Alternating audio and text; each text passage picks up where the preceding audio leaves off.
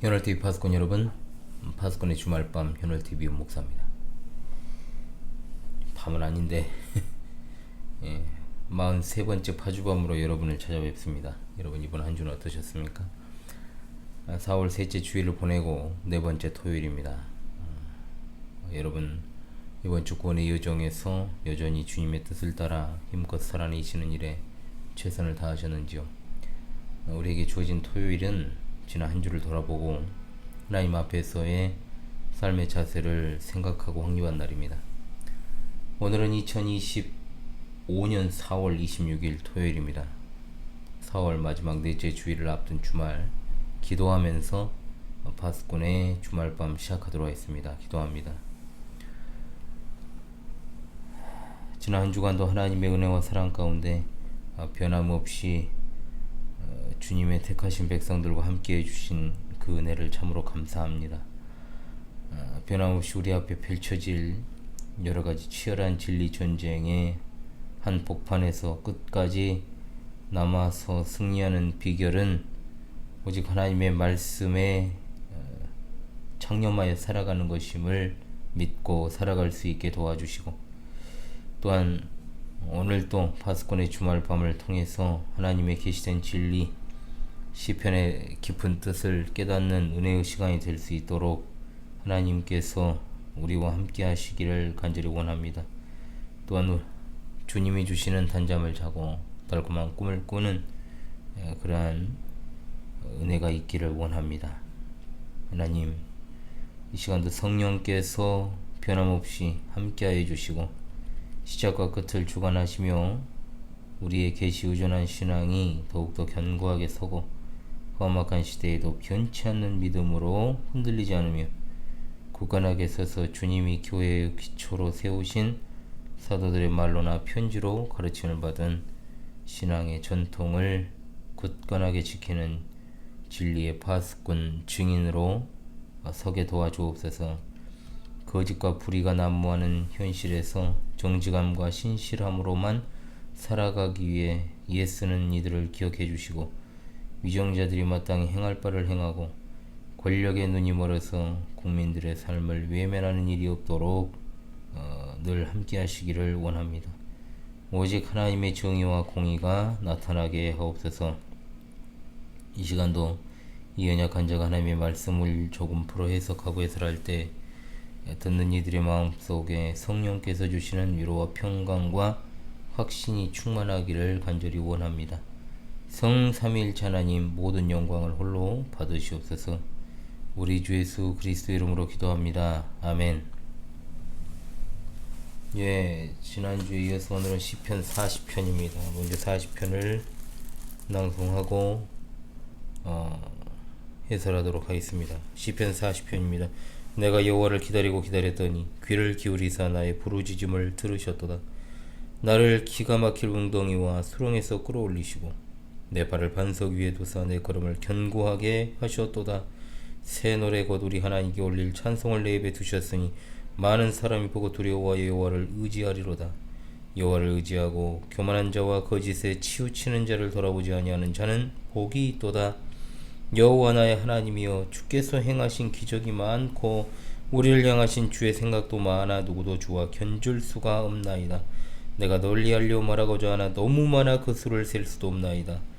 주께서 내 귀를 통하여 내게 들려주시기를 제사와 예물을 기뻐하지 아니하시며 번제와 속죄제를 요구하지 아니하신다 하신지라. 그때 내가 말하기를 내가 왔나이다. 나를 가리켜 기록한 것이 두루마리 책에 있나이다. 나의 하나님이여, 내가 주의 뜻 행하기를 즐기오니 주의 법이 나의 심중에 있나이다 하였나이다. 내가 많은 회중 가운데서 의의 깊은 소식을 전하였나이다. 여호와여, 내가 내 입술을 닫지 아니할 줄을 주께서 아시나이다. 내가 주의 공의를 내 심중에 숨기지 아니하고 주의 성실과 구원을 선포하였으며 내가 주의 인자와 진리를 많은 회중 가운데에서 감추지 아니하였나이다. 여호와여, 주의 긍휼을 내게서 거두지 마시고 주의 인자와 진리로 나를 항상 보호하소서. 수많은 재앙이 나를 둘러싸고 나의 죄악이 나를 덮침으로 우러러 볼 수도 없으며 죄가 나의 머리털보다 많으므로 내가 낙심하였음이니이다. 여호와여 은총을 베푸사 나를 구원하소서. 여호와여 속히 나를 도우소서. 내 생명을 찾아 멸하려는 자는 다 수치와 낭패를 당하게 하시며 나의 해를 기뻐하는 자는 다 물러가 욕을 당하게 하소서. 나를 향하여 하하하하 하며 조소하는 자들이 자기 수치로 말미암아 놀라게 하소서.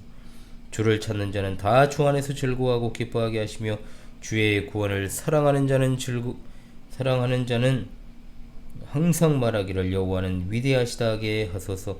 나는 가난하고 궁핍하오나 주께서는 나를 생각하시오니 주는 나의 도움이시오 나를 건지시는 이시라. 나의 하나님이여 지체하지 마소서. 아멘. 예. 저도 금요일만 되면 또 눈이 또 피로하고 감기려고 합니다. 예. 그래서 하루 앞두고 녹화를 꼭 하는데 아이고 진짜 요즘 같아서는 좀 방송을 좀 잠깐 쉬고 싶다 이런 생각이 좀 굴뚝 같습니다. 아 이거 진짜 그런 생각이 들었다는 거지. 제가 또 말없이 갑자기 막 방송에 업로드가 안 되거나 그런 건 없습니다. 예, 시편 40편은 다윗이 자신의 죄로 징계받아 엄청난 고통당하는 중 하나님께 드린 기도 시편이라고 할 수 있겠습니다. 예, 카메라를 좀 똑바로 못 보는 걸 좀 이해를 해 주십시오. 저 눈이 피로해가지고요. 이렇게 주시를 못합니다 요즘. 그래서 탄식과 기도의 요소는 후반부 11절로 이제 17절에 집중적으로 등장을 하고요. 전반부 1절로 10절은 구원에 대한 감사 찬양 그리고 구원해 주신 하나님께 대한 다윗의 헌신을 노래하고 있습니다. 전반부는 감사 시편의 요소를 갖고 있지만 후반부의 간구를 위한 회상으로 봐야 되겠죠. 아울러 다윗이 왕으로서 나라와 연결된 자신의 권한을 하나님께 올려드린다라는 측면에서는 장르적으로는 제왕시가 될 수도 있겠습니다. 어떤 배경에서 다윗이 시편을 썼는지 정확히 알긴 어렵습니다. 물론 앞선 38, 39편과 같은 상황일 수도 있습니다. 죄에 대한 징계의 측면에서 이 시편도 38, 39편처럼 다윗 자신의 통치 후반부에 저지른 그 죄로 초래된 개인적 그리고 국가적인 환난을 경험하는 중에 썼거나 그 후에 쓴 것이 아닌가 보고 있죠. 자, 40편은 질병, 죄 용서, 원수로부터의 구원이란 주제를 함께 노래하는 38편부터 41편 그룹의 세 번째 시편이 되겠습니다. 40편 1절은 여호와께 소망을 두고 부르짖음에 대한 응답을 구했던 39편 7절로 12절, 7절과 12절에 대한 응답처럼 여호와를 기다린 다윗의 부르짖음을 들으셨다는 감사 고백이죠. 이것은 40편 17절이 41편 1절 이제 다음 주에 볼 이 가난한 자로 연결되는 것과 유사한 패턴이다. 또한 38편 13절 그리고 39편 9절에서 다윗의 입이 어떻습니까? 침묵했습니다. 자, 이것이 침묵한 것에 대한 해결책인 것처럼 40편 3절에서 여호와께서 다윗의 입에 새 노래를 두어 부르게 하셨다라고 했죠. 38편 10절, 39편 3절에 나오는 것처럼 40편 12절에도 다윗이 마음으로 고통당하는 상황이 묘사되어 있고 48편 22절에 지체하지 말고 도와달라는 것도 40편에 그대로 13절과 17절에 반복이 됩니다. 38편 12절의 악인에 대한 묘사와 유사한 표현이 또한 오늘 본문 14절에 나오죠. 자, 그럼 본격적으로 본문을 상고하겠습니다. 표제에는 다윗의 시, 인도자를 따라 부르는 노래라고 했습니다. 원문에는 부르는 노래라는 말은 없지만 찬양 인도자를 따라 부르라고 안내하는 것으로 볼 수 있겠죠. 자, 1년으로 갑니다. 자, 이 부분은 첫 번째 감사입니다. 여호와가 다윗을 고난에서 구원하시는 장면으로 1절로 3절입니다. 자, 제1년은 과거의 여호와가 기도에 응답하심으로 엄청난 고통에서 다윗을 구원하신 것을 간증하는 부분이죠. 과거 극심한 고통은 12절로 17절에서 말하는 현재의 고통과 비교되고 또 17절의 구원 간구의 확신을 제공합니다. 1절은 여호와 하나님의 기도 응답이죠. 기다리고 기다렸다는 건 아무도 도와줄 수 없는 고난 속에서 오직 여호와만 바라보며 그의 도움과 구원을 필사적으로 기다렸다는 뜻입니다. 이 행은 하나님이 몸이나 귀를 다윗에게 낮추거나 기울이는 모습입니다. 삼행에서 들으셨다라고 말한 건 기울이다 앞에 귀가 생략된 것으로 볼 수 없지만 이 표현은 여호와께서 온 마음과 몸으로 정말 고통당하는 자신의 종에게로 향하는 이미지를 이제 그리고 있죠. 삼행에 나오는 부르짖음은 울부짖듯이 부르는 간절한 기도를 뜻합니다. 자, 2절과 3절은 기도 응답의 내용입니다. 다윗은 자신이 처했던 고난의 상황을 기가 막힐 웅덩이 그리고 소랑에 비유하고 있죠. 구덩이는 일반적으로 우물을 가리키지만 시편에서 사용될 때는 죽음의 세계에 대한 비유로 자주 등장합니다. 웅덩이와 소랑은 둘 다 다윗에게 죽음의 위협을 느끼게 했던 극심한 질병, 격렬한 전쟁을 가리킵니다. 그런 고난에서 여호와께서 끌어올리셨다는 것은 그가 경험한 구원이 인간적으로 불가능했던 놀라운 것임을 표현합니다. 왕으로서 다윗이 경험한 극적인 구원은 국가적으로 매우 중요한 의미가 있었을 것입니다. 2절 3, 4행, 1, 2행과 정확하게 반대됩니다. 다윗이 하나님의 구원을 빠져나오기 힘든 진흙수렁과 반대되는 단단하고 안전한 반석 위에 견고하게 세웠다. 이것이 이제 비유하고 있죠. 발과 걸음은 둘 다 다윗이나 그의 삶에 대한 비유입니다. 하나님이 이를 반석 위에 두고 견고하게 하셨다. 다윗을 고난으로부터 안전하게 벗어나게 하셨다라는 것을 의미하죠. 3절은 1절에서 말한 기도응답의 두 번째 내용으로 하나님이 다윗을 구원하셔서 회중들 앞에서 하나님을 찬양하게 하셨다고 합니다. 다윗 자신이 환난 가운데서 부르짖은 기도를 들으시고 자신을 구해주심으로 회중들 앞에서 감사 찬양을 드릴 수 있게 하셨다는 걸 말하는 것으로 보는 게 좋겠죠. 찬양할 수 있는 것도 하나님의 구원 은혜임을 노래하는 것입니다.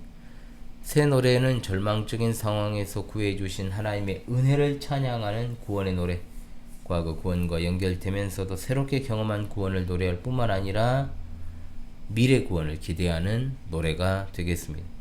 3절 3, 4행은 이런 감사 찬양을 회중들 앞에서 간증으로 노래하는 목적을 말합니다. 웅덩이와 수렁과 같은 죽음의 고통에서 건져주신 하나님의 구원의 은혜를 찬양하는 다윗을 많은 사람, 즉 예배하는 회중들이 보고 그들도 다윗처럼 이전보다 더 하나님을 경외하고 의지하게 만드는 것이 바로 감사 찬양의 목적이라는 겁니다. 보고 두려워하다라고 하는 것은 이런 목적을 더 강조하는 표현입니다. 듣는 것이 아닌 보다라고 하는 단어가 사용된 것은 감사 찬양이 여호와께서 베푸신 구원을 눈에 보이게 하는 증언이요 다른 성도를 위한 메시지와 가르침이 된다는 것을 의미합니다. 다윗이 그런 점을 의식해서 이행해서 우리 하나님이라는 말을 쓰고 있죠. 자, 두 번째 감사합니다. 이연 악인을 바라보지 않고 여호와를 의지하는 자의 구원과 행보에 관한 4절 5절입니다. 이연은 다윗의 새 노래를 듣고 있는 회중들에게 교훈적 행복 선언을 하면서 하나님의 구원 역사를 그 행복 선언의 근거로 제시합니다. 4절은 행복 선언을 통해서 회중에게 교훈하죠. 복이 있도다 라고 하는 감탄사는 하나님을 잘 믿는 사람이 하나님의 신실한 돌봄 아래 행복하게 살기를 선언하는 축복 선언, 이것을 경험한 사람이 다른 사람에게 그렇게 살기를 격려하고 교훈하는 기능을 수행합니다. 3절에 나오는 의지하다라는 동사의 명사형 의지가 4절에 바로 등장합니다. 여호와께 신뢰를 두는 자들이 바로 행복한 자들임을 선언하죠. 3, 4행에서는 행복한 사람의 두 번째 특징, 교만한 자들과 거짓에 치우치는 자들을 돌아보지 않는 것이다 했습니다. 악인의 길이 아니라 여호와의 길을 따르는 것입니다. 돌아보다로 번역된 단어가 어떤 방향으로 얼굴을 향하는 것을 묘사하는데 여기서 돌아보지 않는다는 말은 악인들을 멀리하여 그들의 삶의 방식에서 자신을 분리하는 행동을 뜻합니다. 교만한 자들은 하나님보다 자신이나 우상을 의지하게 되어 있죠. 거짓으로 번역된 단어는 악인들이 자기들의 이익을 위해서 일삼는 거짓 증언이나 모함을 가리키는 것으로 봐야 되겠습니다. 치우치는 이라는 말은 서슴지 않고 거짓말하는 경향이나 행동을 묘사하죠. 5절에서는 처음으로 여호와를 직접 부르며 감사 표현합니다. 3, 4절에서 말한 여호와 의지와 경외라고 하는 것이 왜 행복의 길인가 고백 형식으로 말하고 있죠. 다윗은 하나님께서 자신에게 행하신 놀라운 구원의 일들을 이미 이스라엘 역사를 통해서 수없이 행하셨다라고 노래합니다. 회중들에게 이 고백은 고난 가운데서도 여호와를 기다리고 의지하라는 간접적 교훈이 되죠. 다윗은 여호와를 나의 하나님이라 부릅니다. 1절로 3절이 고백하듯 여호와가 그를 의지하는 의인은 자신을 고통에서 건져주신 하나님이시기 때문입니다. 그런데 이 나의 하나님은 다윗뿐만 아니라 우리를 위해서도 정말로 많은 놀라운 일을 행하셨다라고 고백하죠. 여기 나오는 우리는 회중들을 비롯한 하나님의 백성들을 가리키고, 기적은 출애굽 사건처럼 오직 하나님만 행하실 수 있는 놀라운 구원의 사건들을 뜻합니다. 5절 사행은 앞선 하나님의 구원 사역들이 정말 많다는 것을 강조하려고 열거할 수 없다와 셀 수도 없다 이 말을 반복합니다. 이것은 다윗 자신의 구원을 포함해서 이스라엘의 구원 역사 속에서 수많은 구원 사역을 해오신 하나님께 대한 신뢰를 확신시키는 기능을 수행합니다. 알리다와 말하다는 표현은 찬양하는 행동을 의미합니다. 그래서 5행에서 6행은 하나님의 구원 사역이 아무리 찬양해도 다 찬양할 수 없다라는 뜻입니다. 자, 그렇다면 이제 3년으로 가면 첫 번째 헌신입니다. 하나님의 뜻을 행하는 데 헌신하는 것이다. 6절로 8절입니다. 앞부분에서 하나님이 베푸신 구원의 은혜를 찬양했다면 6절로 10절에서는 그런 하나님에 대한 다윗의 헌신을 고백하는 거예요. 6절로 8절, 자, 하나님의 법을 따라 사는 순종의 삶에 대한 헌신 고백이다. 자, 이 말씀은 히브리서 10장 5절로 10절에도 인용되어서 구약의 희생제사나 또 더 나은 제물인 그리스도께 적용이 되는 겁니다. 여기 나오는 귀를 통하다, 두루마리 책, 기록하다, 주의 뜻, 주의 법, 다 모두 말씀 순종을 강조하는 것들입니다. 6절에서 내 귀를 통해 내게 들려주시다라는 표현을 먼저 살피면 하나님의 말씀을 간절한 마음으로 듣게 하심으로 깨닫게 했음을 의미합니다. 아울러 다윗은 하나님을 향해 하나님께서 모든 형식의 제사를 원하거나 요구하지 않으신다. 문맥적으로 이것을 잘 이해를 할 필요가 있습니다. 제사들을 형식적으로 드리는 것만으로는 불충분하고 그 제사들의 본질인 하나님께 대한 참된 헌신이 있어야 된다. 하나님이 주시는 복이 아니라 하나님 그 자체를 향한 마음이 중요하다. 이 같은 말이죠. 그 헌신은 하나님을 경외하고 그분의 말씀을 지키겠다라고 하는 회개와 순종을 동반합니다. 순종의 그 자세를. 구원에 대한 감사 제사도 구원해 주신 하나님의 뜻을 정말 행하고자 하는 경외가 동반되어야 한다. 하나님이 제사를 통해 원하시는 것은 순종이라는 것을 강조하기 위해서 제사들이 많이 언급되고 있습니다. 7절에 나를 가리켜 기록한 것은 이란 말에서 나는 백성을 대표하는 왕으로서의 자신을 가리키고 다윗이 왕에 대한 율법뿐만 아니라 백성들이 지켜야 될 모든 하나님의 말씀을 순종하겠다라고 고백하는 것입니다. 두루마리 책은 양피지나 당시 파피루스로 된 긴 두루마리 형태의 율법책을 뜻합니다. 8절에서 다윗은 5절처럼 개인적 국가적 환난에서 자기 자신을 구원하신 나의 하나님을 부르고 헌신을 다짐합니다. 하나님의 뜻 행하기를 즐거워한다라고 고백하죠. 율법을 그냥 읽고 듣는 것으로 그치는 것이 아니라 그것을 마음에 새겨서 그대로 살려는 결심입니다. 율법이 마음에 새겨지는 것은 하나님 나라의 백성의 이상이자 새 언약 시대에 이루어질 약속이기도 합니다. 즉 6절로 8절은 환난에서 구원을 받은 왕이나 백성의 참된 감사는 단지 찬양과 제사로만이 아니라 그 구원을 허락하신 하나님의 뜻을 행하는 것으로 표현되어야 함을 노래하고 있습니다. 이 말씀 드렸던 대로 히브리서 10장 5절로 10절에서 이 부분을 인용한다 그랬죠. 자, 히브리서에서는 본문을 예수 그리스도의 성육신 사건으로 연결을 시키고 다윗의 말을 그리스도의 말씀으로, 또 그리스도의 몸의 제사가 하나님께 대한 참된 순종의 제사이기에 구약의 제사들을 대체하였다고 말합니다. 즉 시편 말씀의 참된 의미가 그리스도에게서 성취되었다고 보는 겁니다. 다윗이 구원을 받고 제물만 아니라 참된 순종을 맹세한 것의 의미가 예수 그리스도의 성육신과 십자가에서의 순종을 통한 영원한 제물 대심으로 완성되었다라고 보는 것이죠. 자, 사연으로 가죠. 두 번째 헌신입니다. 하나님의 구원의 은혜를 찬양하는데 헌신한다. 9절로 10절입니다. 자, 9절로 10절에서는 하나님의 구원을 많은 회중 가운데서 선포하는 찬양의 헌신을 했음을 고백합니다. 많은 회중이 두 절에 함께 나오고 기쁜 소식을 전하다, 입술을 닫지 않다, 심중에 숨기지 않다, 선포하다, 감추지 않다 등의 동사가 연속되면서 회중들에게 찬양하는 일을 쉬지 않은 그의 헌신을 강조하고 있다는 겁니다. 그리고 의와 공의와 성실과 구원과 인자와 진리 등의 표현들이 찬양의 내용인 구원의 은혜를 강조하고 있습니다. 다윗은 함께 예배에 참석한 이스라엘의 많은 회중에게 자신이 경험한 놀라운 하나님의 구원의 기쁜 소식을 전했다라고 고백합니다. 하나님의 구원은 고난당하는 의인을 불의한 자들에게서 구하는 것이므로 의롭고 비록 징계를 받았지만 회개하는 죄인을 의인으로 회복시키는 것이 의롭죠. 10절에서는 하나님의 공의를 마음속에 숨기지 않았다라고 표현합니다. 이 공의 역시 구원을 통해 베푸신 하나님의 통치적 공의를 의미합니다. 다윗이 이렇게 구원의 하나님을 찬양으로 헌신했던 것을 언급하는 목적은 뭐냐? 지금도 고난에서 구원을 받아 구원해 주신 하나님을 찬양하는 게 자신의 소원임을 말하기 위함입니다. 자, 5연으로 가죠. 다윗의 죄로 닥친 재앙에서의 구원을 바라는 기도가 되겠습니다. 11절로 13절입니다. 죄송합니다. 자, 1절로 10절이 과거에 다윗에게 베푸신 하나님의 구원을 감사했던 노래라면 11절부터는 현재의 새로운 고난으로부터 구해주실 것을 간구하는 기도입니다. 자, 먼저는 11절입니다. 자, 여기서는 하나님의 인자와 진리로 보호하시기를 간구하고 있죠. 11절은 10절의 감사 내용을 현재의 새로운 고난 상황에서 간구로 바꾼 겁니다. 여호와 하나님만이 자신을 구원하실 수 있음을 강조하죠.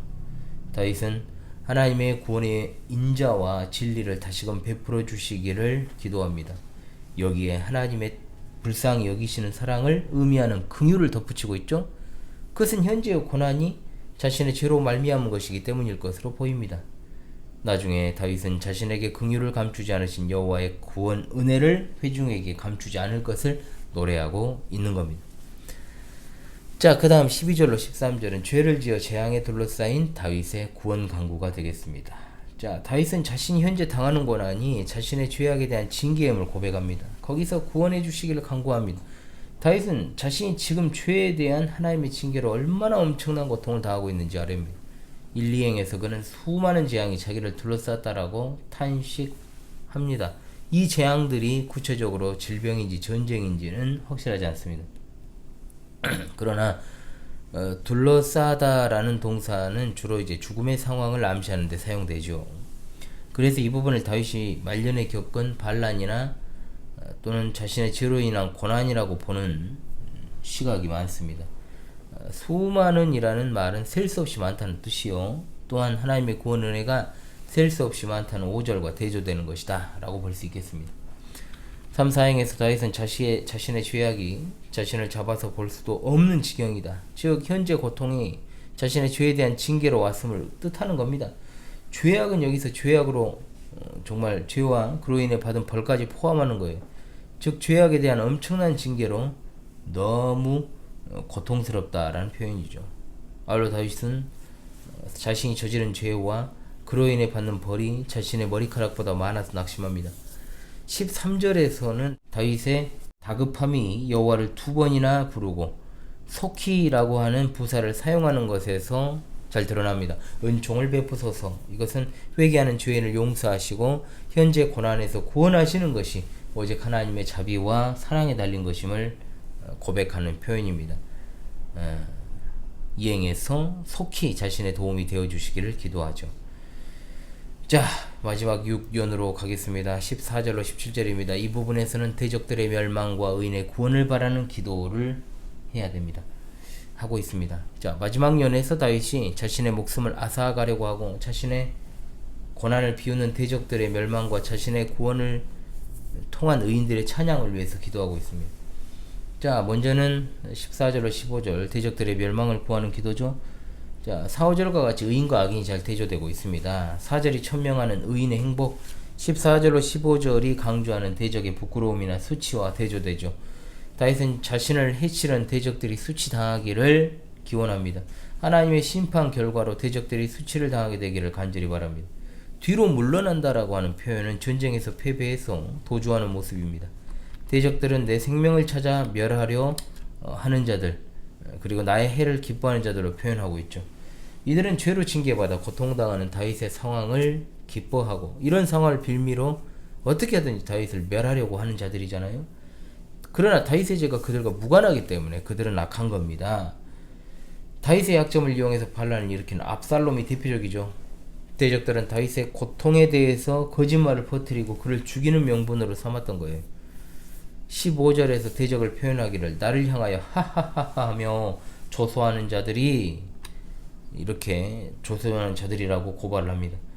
이 하하라고 하는 것은 남이 안 되는 것을 갖다가 악의적으로 기뻐하며 조롱하는 것을 표현하는 감탄사, 다윗의 고난을 고소해야 하며 그의 멸망을 모의하고 기다리는 자들의 악한 그 모습을 묘사합니다.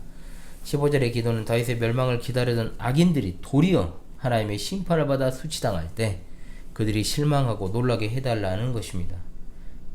놀라다라고 하는 동사는 황폐하다는 의미도 있기 때문에 악인들의 심판과 수치를 이중적으로 강조하는 것이다 라고 할 수 있겠습니다. 자, 그리고 16절입니다. 구원에 대한 의인들의 찬양을 기원합니다. 찬양 기원입니다. 16절은 14절과 15절과는 반대로 기도합니다.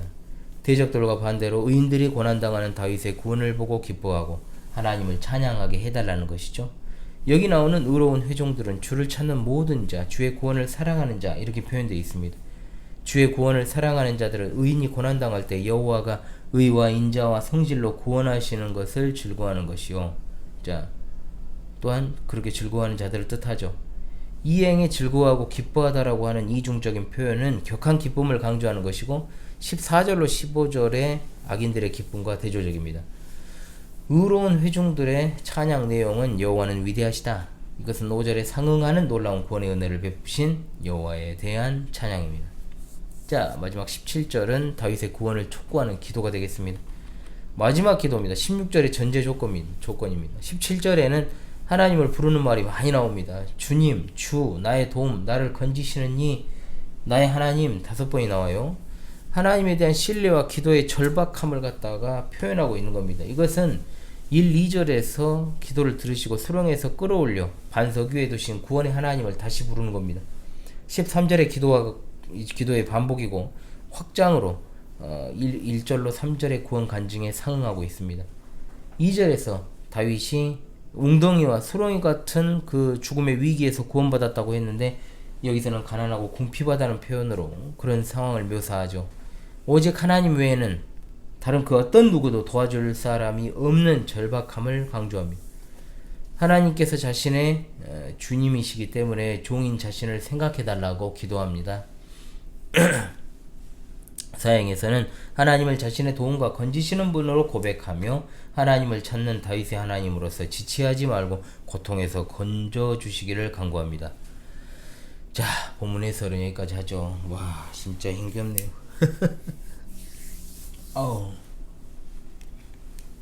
오늘 또 시편 40편을 우리에게 주신 교훈으로 받고 적용하며 순종한 은혜가 있기를 바랍니다. 죄에 대한 하나님의 징계든 아니든 극심한 고난 중에 있을 때 성도에 해야 할 바는 먼저 과거에 하나님께서 놀라운 인자와 성실로 성도와 교회에 베푸신 수많은 구원을 기억하고 찬양하는 것입니다. 고통에서 구원받아 하나님께 드렸던 감사와 찬양과 순종을 떠올리면서 다시 그런 감사와 순종을 회복할 수 있도록 현재 극심한 고난에서 구원해 주시기를 간절히 기도하는 것이 바로 시편 40편입니다. 예, 첫째로 수렁에서 끌어올리시는 하나님을 찬양하고 마땅히 의지해야 될 것입니다. 다윗은 자신의 통치 후기 밧세바 사건, 그리고 그 사건으로 파생된 많은 개인적이고도 국가적인 환난을 겪었죠. 그와 같은 환난의 소용돌이에서 드린 기도가 바로 40편의 기도입니다. 먼저는 수도 없이 자신과 이스라엘을 죽음의 수렁에서 건져주신 하나님을 찬양합니다. 구원의 하나님을 믿고 의지하며 순종하는 자의 행복을 선언했습니다. 고통 가운데서 찬양함으로 구원의 달콤함을 미리 맛보고 하나님께 대한 신뢰를 굳게 할 수 있었다는 거죠. 고난에서 건져주신 하나님의 의를 찬양하기를 거듭거듭 맹세하며 의를 행하신 하나님께 순종하기를 거듭 맹세했습니다. 죄송합니다. 우리도 마찬가지입니다.